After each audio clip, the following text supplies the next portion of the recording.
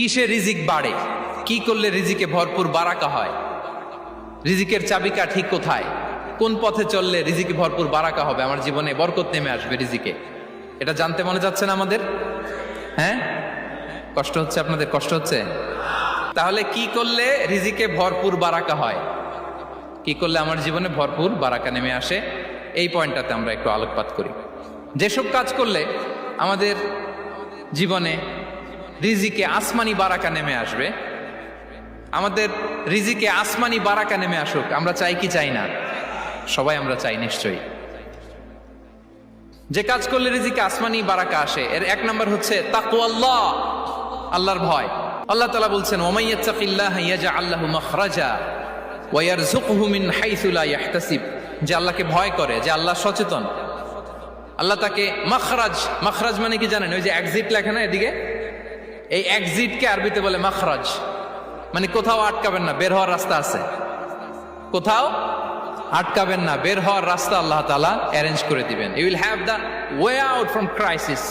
ক্রাইসিসে পড়লে, সংকট মোমেন্টে আল্লাহ তাআলা ওখান থেকে এক্সিটের ব্যবস্থা আপনাকে করে দিবেন। ওয়া ইয়ারযুকহু মিন হাইসু লা ইয়াহতাসিব, এমন জায়গা থেকে আল্লাহ তাআলা রিজিকের ব্যবস্থা করবেন যে সে কল্পনাও করে নাই। এরকম অনেক সময় হয় না যে আমি ভাবিও নাই যে এখান থেকে আমার রিজিকের বন্দোবস্ত হতে পারে, কোত্থেকে যে রিজিক চলে আসলো, এরকম জীবনে মাঝে মাঝে হয় কি হয় না? ব্যবস্থা করেন কে? যারা আল্লাহ তাআলাকে ভয় করে, যারা আল্লাহ সচেতন, তাদেরকে আল্লাহ তাআলা স্পেশাল রিজিক দিয়ে ধন্য করেন। তাকওয়াল্লাহ। পুরো কোরআনের মূল শিক্ষা কি? পুরো ইসলামের এসেন্স কি, জিস্ট কি, সারাংশ কি যদি আমাকে জিজ্ঞেস করা হয়, আমি বলবো তাকওয়াল্লাহ, আল্লাহর ভয়, আল্লাহর সচেতনতা।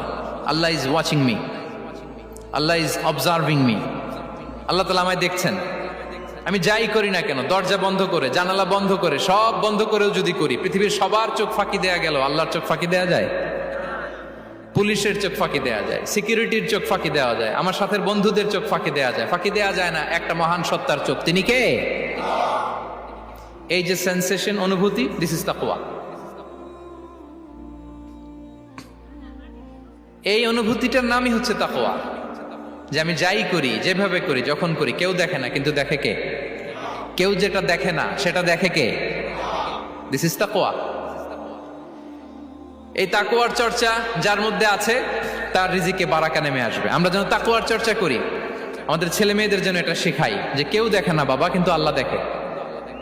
ছোটবেলা থেকে যদি আমাদের সোনামণিদের ব্রেইনে এই তাকওয়াল্লাহ নামের এই সফটওয়্যারটা ইনস্টল করে দেই, আর কোনো